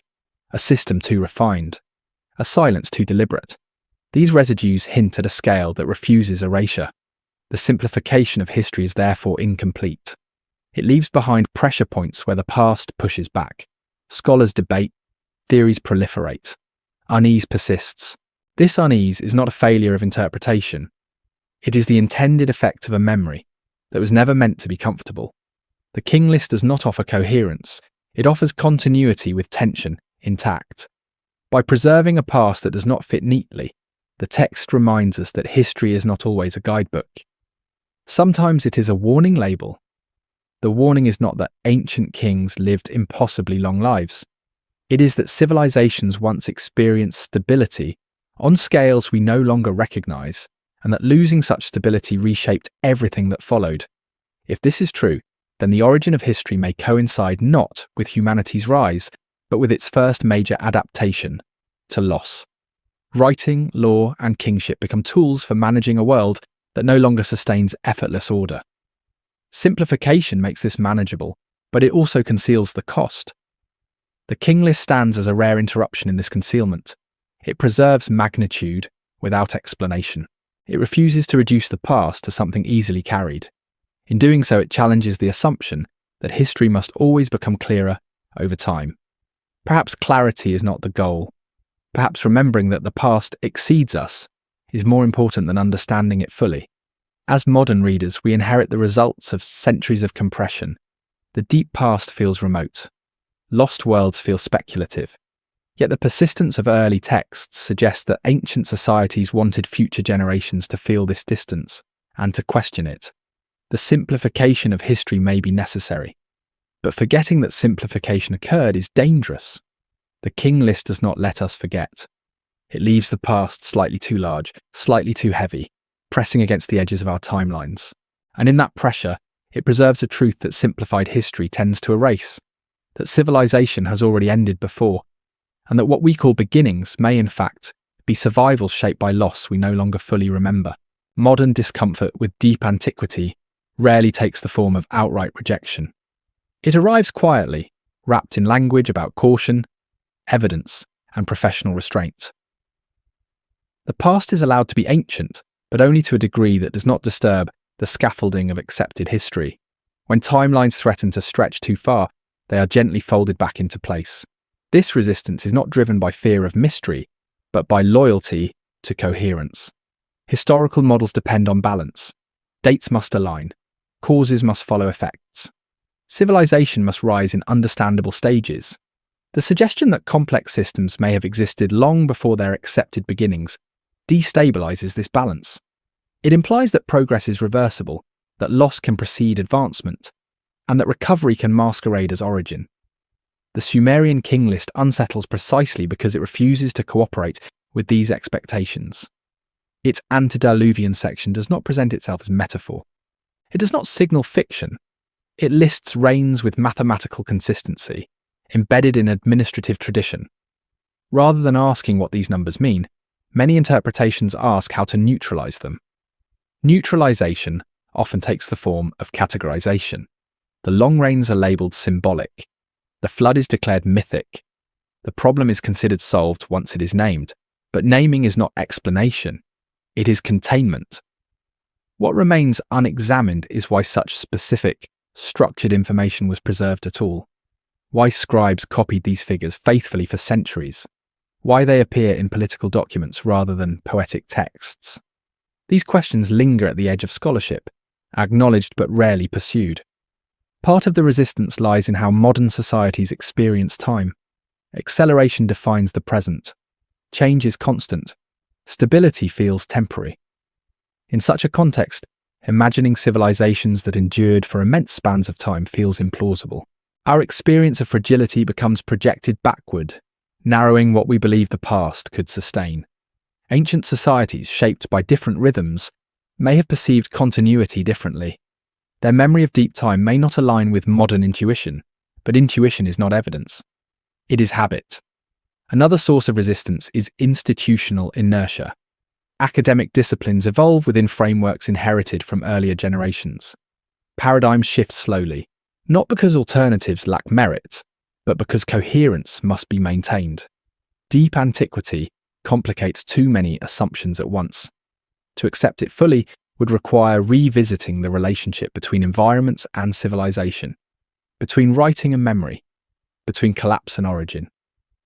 It would mean acknowledging that what we call history may begin after a loss rather than at a birth. The King List hints at this possibility without stating it. Its refusal to explain itself leaves interpretation open, but also constrained. The text does not argue for deep antiquity. It simply records a memory that does not fit later models. Modern resistance often reframes this as skepticism, but skepticism that dismisses without engaging becomes its own belief system. When deep time is rejected reflexively, it reveals an attachment to certainty rather than commitment to inquiry. This attachment shows itself in how anomalies are handled. Out-of-sequence artifacts are isolated. Unexpected architectural features are explained away. Chronological inconsistencies are treated as errors. Each response is reasonable on its own. Together they form a pattern of avoidance. Avoidance does not erase questions, it delays them. The King List has endured precisely because it resists such delay. It remains present, copied and studied, even when its implications are softened. Its survival suggests that ancient scribes valued preservation over resolution. They recorded what they inherited without forcing it into coherence. This restraint contrasts sharply with modern impulses. Contemporary narratives prefer closure. Open-ended history feels unfinished. Unfinished history feels uncomfortable. Ancient memory appears to have tolerated discomfort better. The past was allowed to remain strange. Silence was accepted. Scale was preserved without explanation. The resistance to deep antiquity may therefore reflect not superior rigor, but diminished tolerance for ambiguity. Modern frameworks seek mastery over time. Ancient frameworks sought alignment with it. This difference matters. A history that insists on linear ascent fosters confidence. A history that remembers collapse fosters humility. The King List leans toward the latter. Its antediluvian kings do not threaten modern chronology because they demand belief. They threaten it because they suggest precedent. They imply that complexity once existed and was lost, that stability can exceed what later societies imagine possible. Such implications are unsettling in a world that defines itself by progress. They challenge the assumption that advancement is cumulative, irreversible, and guaranteed. The resistance to deep antiquity is therefore not merely academic. It is cultural. It protects narratives of inevitability. It preserves confidence in the present by shrinking the past. Yet the past resists shrinking completely. It leaves behind texts like the King List that refuse to align. It leaves behind systems that appear too refined too early. It leaves behind questions that return with each generation. These returns suggest that resistance is provisional. Frameworks change. New data accumulates. Old assumptions weaken. What once felt implausible becomes discussable. The King List has outlived many such frameworks.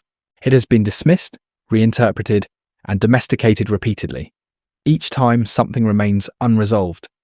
This persistence may be its true significance, not as proof of a lost super-civilization, but as evidence that human memory extends further than our models allow, that the past does not always consent to our categories. Ancient scribes did not attempt to resolve this tension. They preserved it. In doing so, they passed forward not answers, but a boundary, a marker of where certainty ends. Modern resistance to that boundary may say less about the ancient world than about our need for reassurance.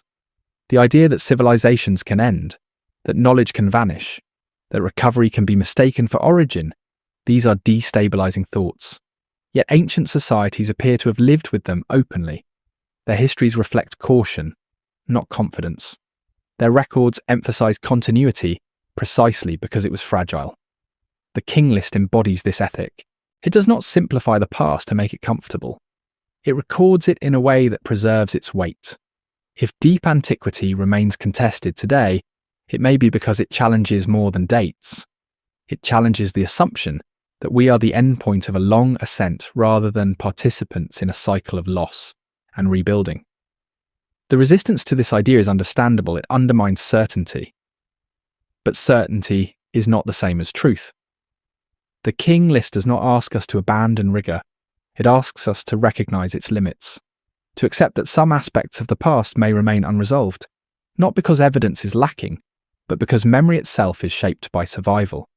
In that recognition lies a different kind of humility, one that allows history to remain larger than its explanations, one that accepts that the past may not align neatly with the present.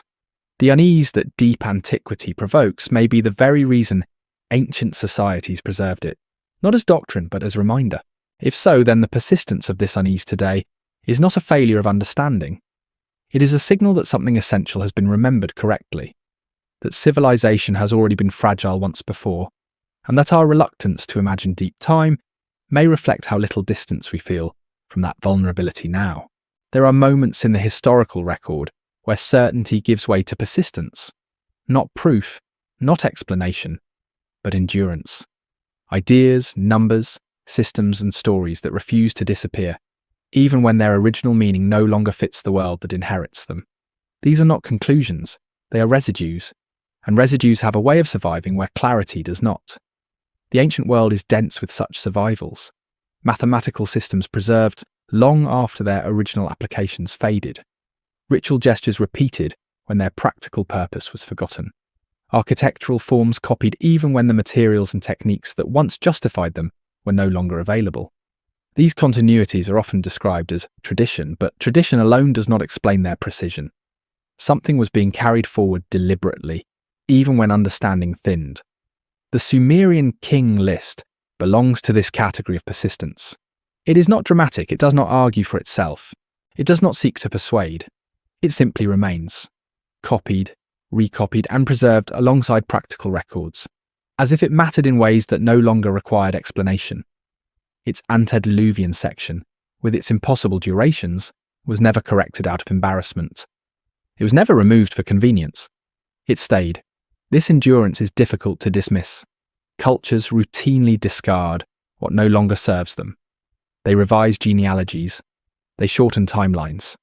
They reinterpret myths. The King List resists these impulses. Its most problematic features are preserved with the same care as its most mundane ones. This suggests that something in the text was considered untouchable, not because it was fully understood, but because it was inherited. Altering it may have felt like severing a connection whose value lay precisely in its age. In this sense, the list functions less as a record of events and more as a marker of continuity. It says without elaboration that the present is not the first version of order. That authority, timekeeping, and memory existed before the world reorganized itself into the forms we recognize as history. Fragments of this earlier order appear elsewhere, in early law codes that emphasize restoration rather than punishment, in calendars that require centuries of observation to calibrate, in architectural layouts that assume prior planning experience. These are not inventions of a society learning from nothing. They feel like adaptations made under constraint. The difficulty is that fragments do not reconstruct themselves. They require interpretation. And interpretation, when divorced from original context, is vulnerable to simplification. Over time, fragments are either absorbed into new narratives or set aside as anomalies. The King List was neither fully absorbed nor discarded. It occupied an uneasy middle ground, official enough to preserve, strange enough to resist explanation. This tension is revealing. It suggests that early societies recognized the limits of their own understanding. They knew that something had preceded them that they could not fully recover. Rather than inventing coherence, they preserved what they could and accepted the gaps. Modern approaches often struggle with this restraint. There is a strong impulse to resolve anomalies, to fit fragments into complete models. When that fails, dismissal becomes tempting. But dismissal assumes that history owes us coherence. Ancient societies did not appear to hold that expectation. Their records tolerate discontinuity. They preserve fragments that do not align neatly. They allow memory to remain uneven. The flood itself can be read as the ultimate fragment. It marks a boundary beyond which continuity fails. Everything before it is compressed, simplified, and reduced to essentials. Kingship existed. Cities existed. Time extended beyond current measure. That is all that remains. Everything else is fragmentary. The persistence of the King List suggests that preserving this fragment mattered. It kept alive the knowledge that civilization was not born whole from the post-flood world, that what followed was not a beginning, but a continuation shaped by loss. This perspective reframes early history entirely. Writing, law, and administration become tools of stabilization rather than innovation. They are methods for holding together what remains, not expressions of sudden brilliance. Fragments support this view precisely because they are incomplete. They point backward without offering a clear path. They remind us that continuity can survive without comprehension. Across cultures, similar fragments appear. Memories of long-lived rulers, accounts of sudden cataclysms, traditions that place foundational knowledge in a distant, unreachable past. These do not prove a single lost civilization. They suggest a shared human experience of disruption, followed by recovery. Recovery, however, is never total. Something is always left behind. Fragments become the only witnesses. The King List acts as one such witness. It does not describe the antediluvian world in detail. It does not claim superiority. It simply acknowledges duration and order beyond the present frame. This acknowledgement alone is significant. It resists the comforting idea that history begins cleanly. It implies that what we call civilization may already be a reduced form, adapted to narrower conditions. Modern narratives often celebrate complexity as cumulative. More technology, more specialization, more data. Ancient memory hints at a different metric: coherence. A system that functions smoothly may feel simpler because it is complete. When that completeness is lost, complexity multiplies to compensate. The post-flood world appears more complex in its records precisely because it is compensating. More laws, more rituals, more explanations, more control. The antediluvian world, remembered through fragments, appears simpler because it required less maintenance. This inversion challenges modern assumptions. It suggests that advancement does not always mean improvement. That complexity can be a symptom of fragility rather than strength.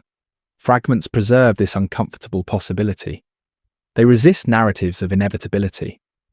They remind us that systems can regress not morally, but structurally.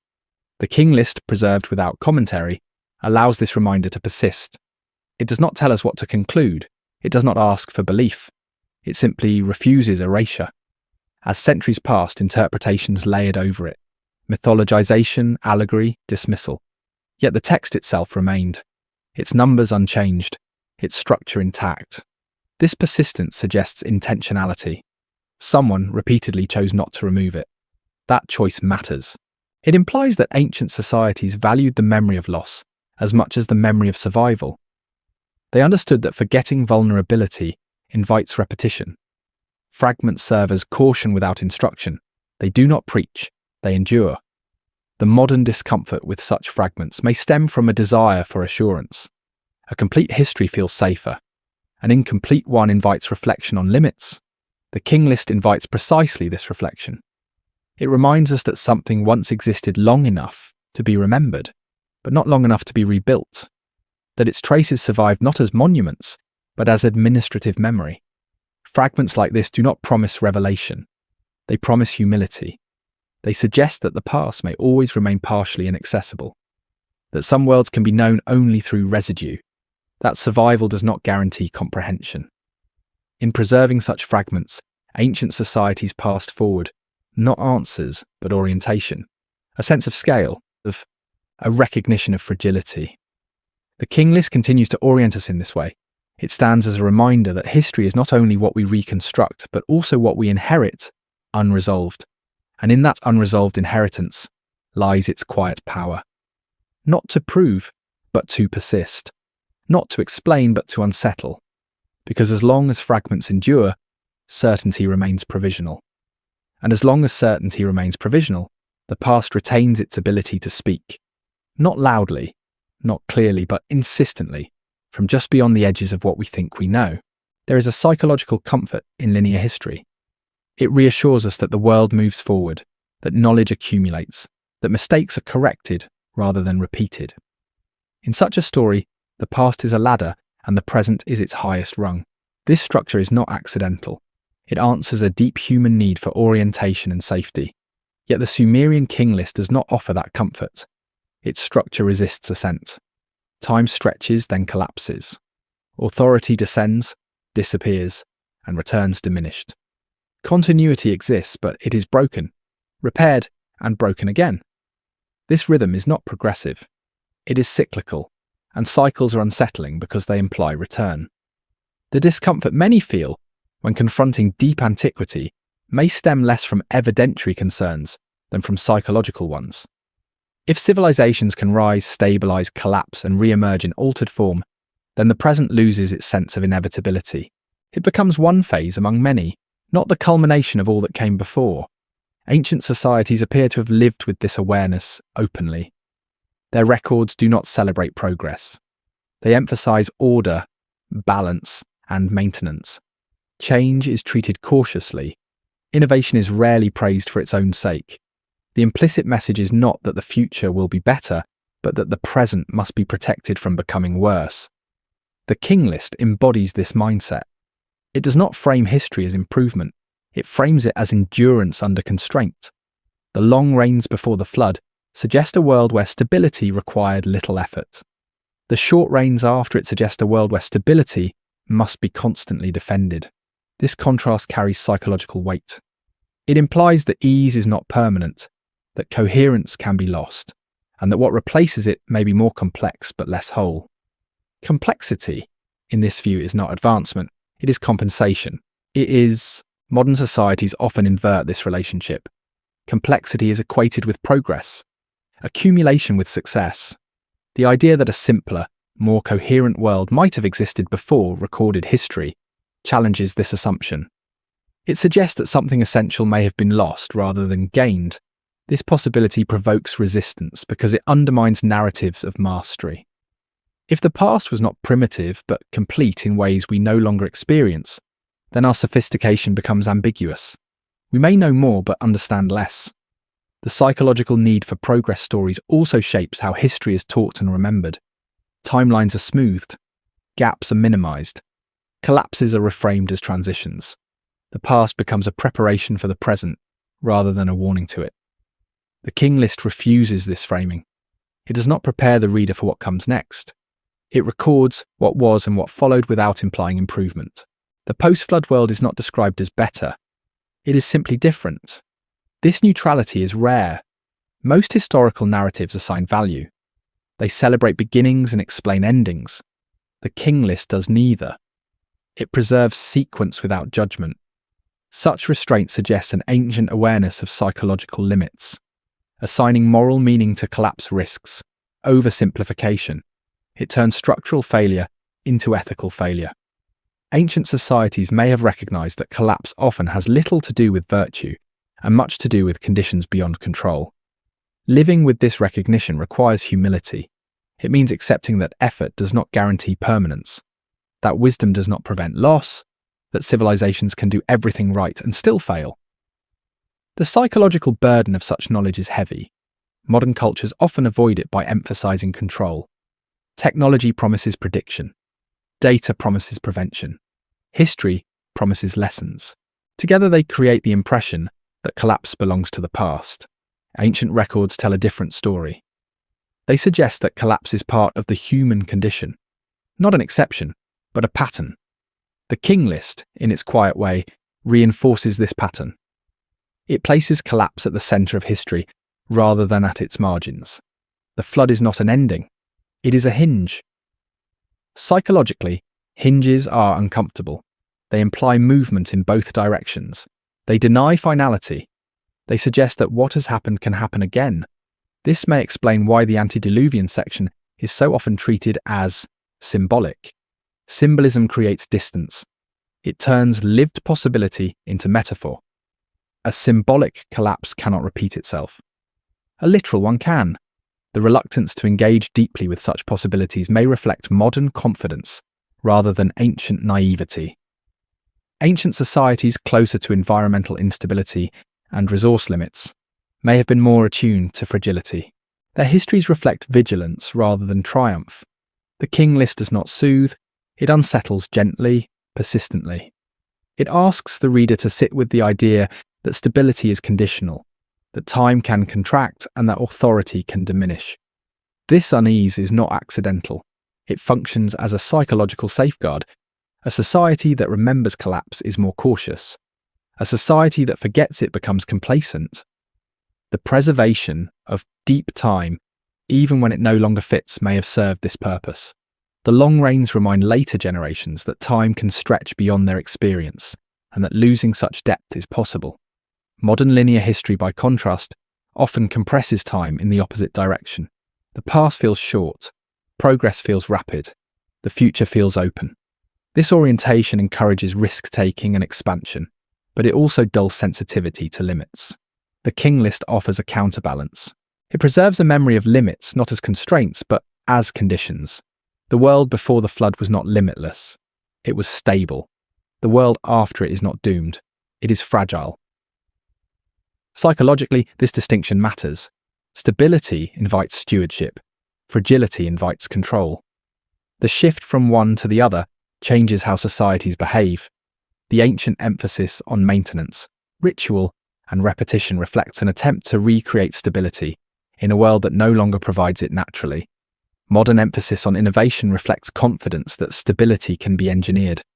Both approaches carry risk. One risks stagnation, the other risks overreach. The King List does not endorse either. It records the transition between them. In doing so, it invites reflection rather than certainty. It does not tell us how to feel about the past. It leaves that work to the reader. This openness may be its most enduring psychological contribution. It resists closure. It resists reassurance. It keeps the past alive as a presence rather than a lesson. The discomfort this produces is not a flaw. It is a feature. It keeps history from becoming decorative. It ensures that memory retains weight. As modern listeners encounter this narrative, the temptation is to resolve it, to decide whether the antediluvian kings were symbolic, exaggerated, or misunderstood. These questions are natural, but they may miss the deeper point. The King List does not demand resolution. It demands recognition. Recognition that human history may not be a story of steady ascent, but of repeated adaptation to loss. This recognition alters how we see ourselves. It places the present not at the peak of a mountain, but on a plateau shaped by previous collapses. It suggests that what we call civilization may already be a negotiated state rather than an achievement. Such a view is psychologically challenging. It removes guarantees. It replaces confidence with responsibility. Ancient societies appear to have accepted this burden. Their records reflect caution, restraint, and memory preserved without explanation. The King List stands among these records as a quiet, psychological artifact. Not a prophecy, not a warning in words, but a structure that refuses to let the past be simplified into comfort. And in that refusal lies its enduring relevance. It does not ask us to fear the future. It asks us to remember that the present is not immune to becoming someone else's fragment.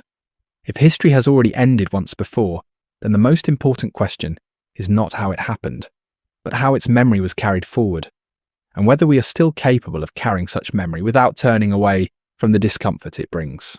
At the far edge of this long record, certainty thins into reflection.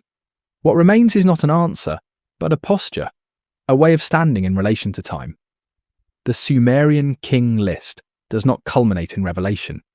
It ends the way it has always proceeded, by moving on. Kings follow kings, cities rise and fall. Memory continues without insisting on meaning. This ending is unsettling precisely because it refuses closure. After so many names, so many numbers, so many thresholds crossed, the text does not resolve the tension it creates.